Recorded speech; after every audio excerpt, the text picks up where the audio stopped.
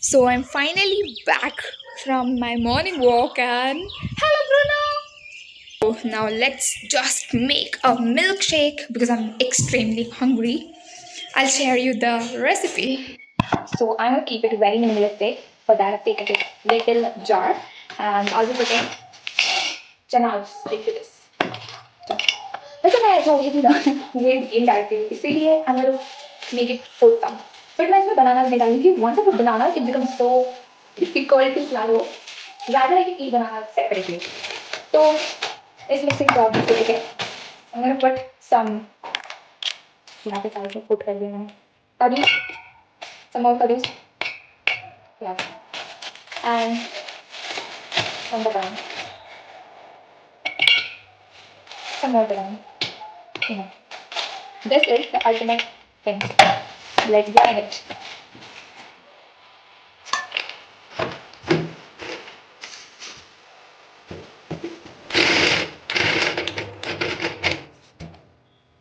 अरे वो मिक्सर नहीं चल रहा. हाँ? क्या हो गया? मिक्सर ही खराब हो गया. पता नहीं क्यों चल नहीं रहा है. Look at this. I'm keeping you guys on the mixer. So अभी खलबत्ते में पीसूँ इसको. खलबत्ते में मैं पीस तो लूँगी फिर उसमें मैं खजूर के साथ ऐड करूँगी. फिर कैसे यार खलबत्ते में नहीं होगा. क्या कर मुट्ठी भर के काजू ले बादाम ले डायरेक्ट खा. हाँ वही मिक्स कर. हाँ एग्जैक्टली. सब ग्रैब द प्लेट. अभी हम लोग ब्रेकफास्ट करेंगे और उसके बाद हम जाएंगे स्विमिंग पे. That's all. अभी मैं इसको स्टोर करके रख रही हूँ लेकिन आज थोड़ा सा लेना चाहिए ना खाने के लिए. आज मैं दूसरे वाले देती हूँ. So my breakfast is ready. अभी मैं इसको बाहर बैठ के खाऊंगी. है ना ब्रूनो. है ना ब्रूनो. ब्रूनो अंडा चाहिए क्या. ब्रूनो तो सुनने लगा मेरी. तो सोच से मेरे को 2 अंडे खाने.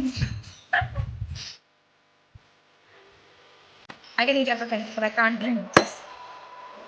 Bruno, you want more? Esa. Bruno. I don't really eat this egg yolk, so I'm gonna give it to him.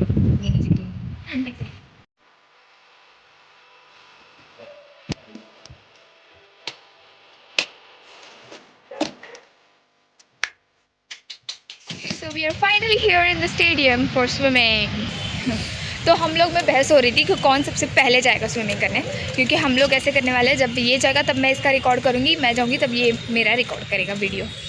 तो मैं जाऊँ. मैं stadium of Satara.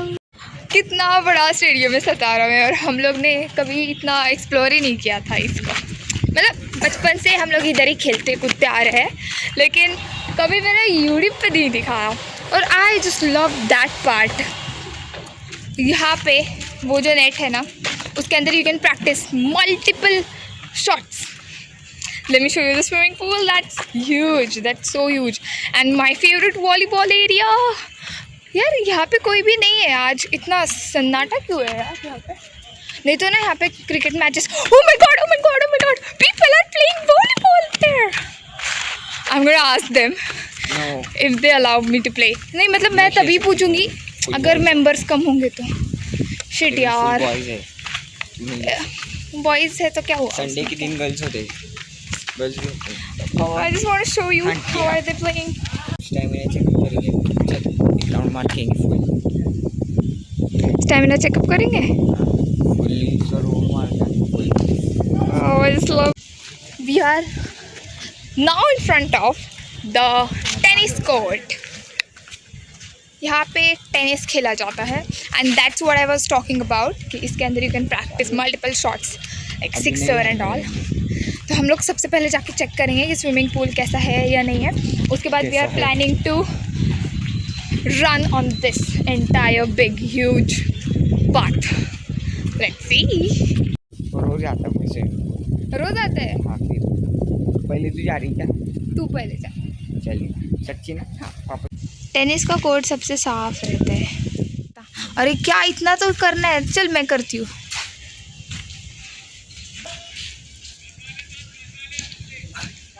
We are finally in. मैं जाता हूँ सामने। इतने सारे लोगों में आप लोगों को आयान दिख रहा है क्या? लुक देयर ही इज, बोल रहे coming coming.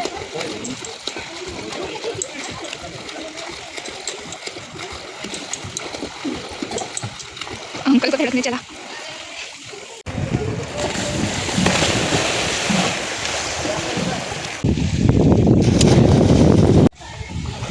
Mermaid come here.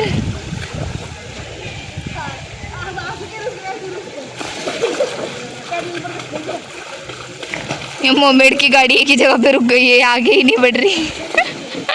को इतनी ठंड लग रही है, इतनी ठंड लग रही है, इसलिए पानी के बाहर ही नहीं आ रहे। हालत ख़राब होने वाली है इसकी। तो यहाँ पे मैं आयान के पिक्चर्स एंड वीडियोस निकाल रही हूँ। देखना हम इंस्टाग्राम पे या फिर यूट्यूब पे ही पोस्ट करेंगे। सनस्क्रीन लगा।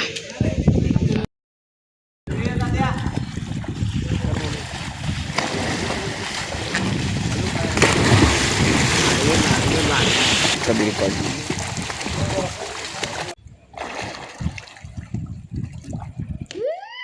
What was that? Why did I scream in the middle of my twirl? Was that a sprain? Because sprain is an injury to ligaments when they get overstretched and torn due to it.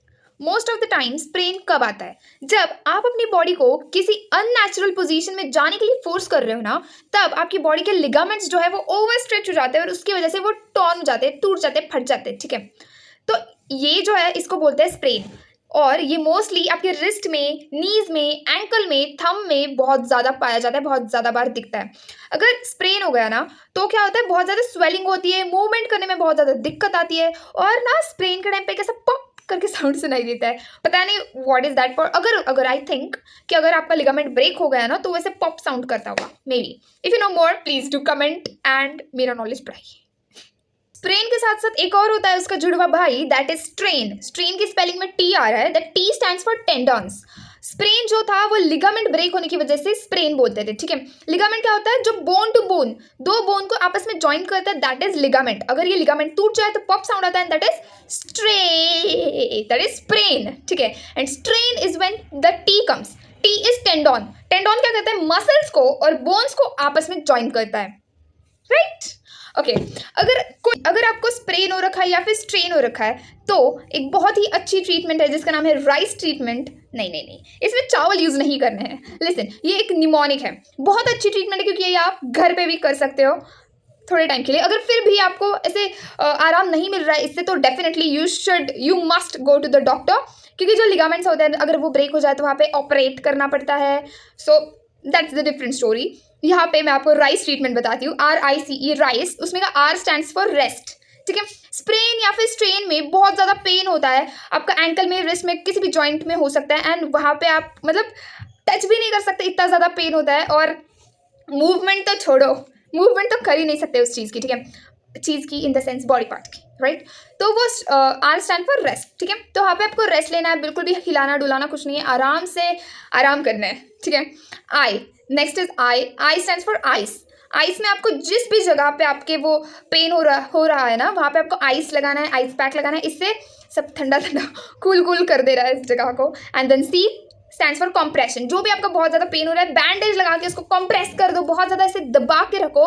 Okay, and then E comes for elevation, that is let's say आपके पैरों में, ankle में हो चुका है वैसे, तो आपको एंकल को एलिवेट करके इसे ऊपर करके रखना है, थोड़ा सा एंगल बना के। ठीक है, इस तरह से ऐसे रखना है, that is the rice treatment. तो क्या मेरे को उस स्विमिंग पूल में स्ट्रेन हो रखा था? क्या मेरा लिगामेंट टूट चुका था? या फिर स्ट्रेन हुआ था, मेरा टेंडन टूट चुका था?